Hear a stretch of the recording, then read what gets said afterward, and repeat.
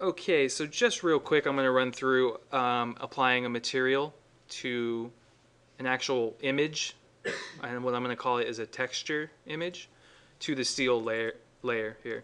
So as of right now, our steel materiality is just a color with a little bit of transparency and reflectivity, or no transparency, just sorry, with a little bit of reflectivity to sort of mimic the characteristics of steel. What I'm going to go ahead and do now is go to the color under textures, and I'm going to click the check mark to open up a dialog box. My image is actually right here, so there's the preview for it. I'm going to hit open, and you can see this ball right here has already updated itself to the image, and you can see also in the background here it's also updated itself. And so one thing I want to do is I'm going to click on the image itself to open up the editor for it.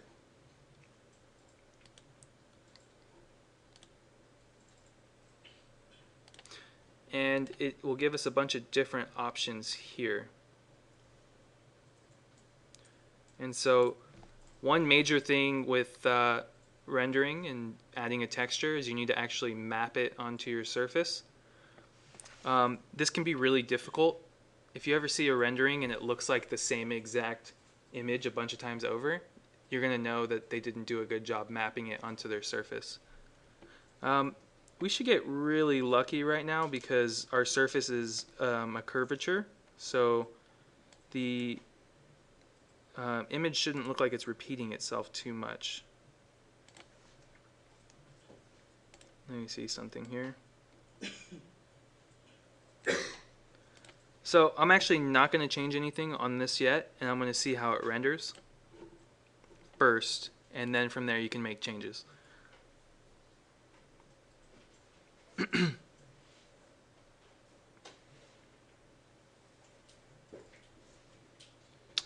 And I still got the material for this as what it is, so I'm actually going to change the color of that like that. Okay, just to readjust what I did in a previous video. So I'm going to check now the steel and see how it turned out.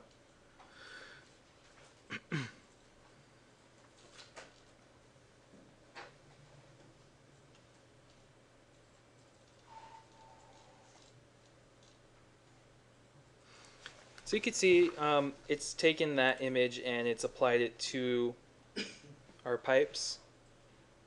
Right now the image looks like it's too large.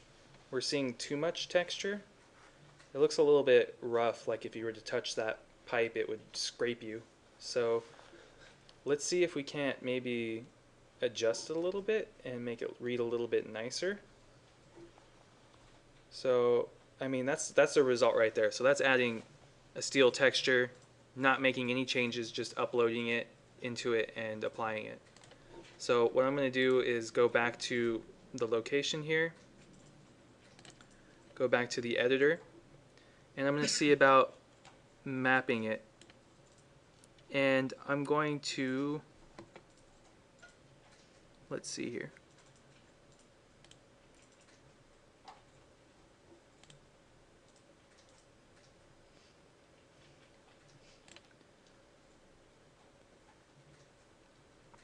So what I did right now is I went to environment map, and I also went to spherical,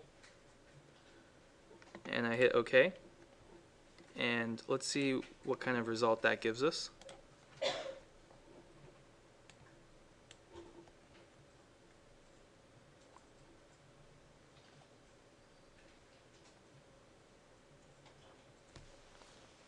So because we're using something that is spherical, it really helped the program understand that we were applying the texture to something that was spherical or curved, and so it helped sort of understand the surface that that image is being applied to. And if you notice, the quality in the steel looks actually a lot better, right? That actually looks like realistic to me, even though it's blurry and pixelated because it's a really simple image. To me, that passes off as steel, right? And so now that I've done that, I like that. I'm going to keep it. You could, however, go back in, obviously, and mess around with it a little bit more, try a different setting. but since it worked out that well for that, I'm going to just leave it the way it is. So I'm going to hit OK, and I'm going to hit OK and leave that. Okay, so now I'm going to apply a texture to our lofted surfaces instead of just having a gray color with a little bit of reflectivity. So I'm going to go to the color, and it looks like it wasn't a savable format. Give me 1 second here. Okay, so let's add that new texture in, and there it is right there. Seamless texture. It's a fabric material, so it should have a little bit of grain. And already you could see it's applied it to the surface. So without making any changes, let's render it and see how it looks. And I have a feeling the grain on it is going to be too big.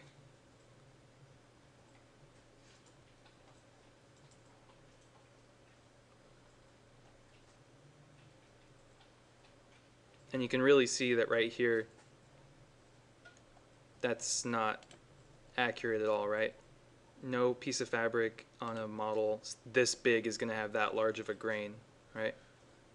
And the reason why it's like that is because it's taking that image and it's applying it to the entire surface. And it's applying it to each one of these surfaces in its entirety. So what I'm going to attempt to do, and if this, hopefully, it says it's seamless. We'll see if it's seamless. I'm going to go in and I'm going to do an environment map again. And I am going to try, I'm going to do the exact same settings with the spherical. But this time I'm going to have it repeat. And I'm going to change it to 5 in both directions. And I'm going to hit OK. So let's see what that did for us.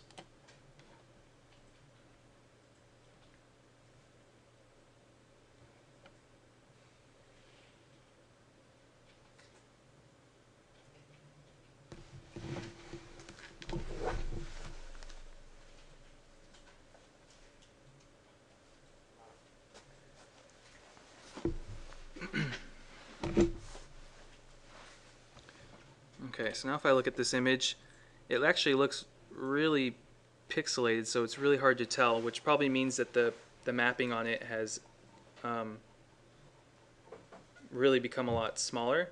Essentially, when I changed 5 to 5, what it's done is it's taken each one of these surfaces and it's mapped the image on there 5 times. So 1, 2, 3, 4, 5, 1, 2, 3, 4, 5.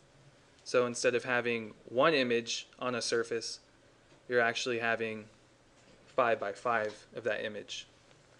And so what it's done is it's made the pattern a lot tighter and smaller, and it's made it so small that it's actually hard to even tell anymore.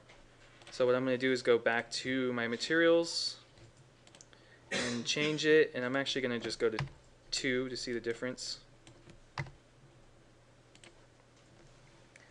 The best thing to do when you're trying to attempt to add materials is make one change at a time. Do a quick rendering and see what the result of that change was. If you make too many changes at once and then hit render, you might not realize what change you made affected what. So it's really good to make one change and then go back and do a quick rendering, see how it looks, and then make another change and then check it out again.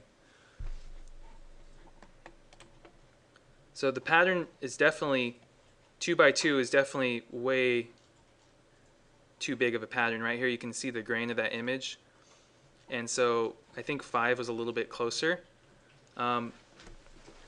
Honestly, this wasn't the best material to choose because it looks like carpet.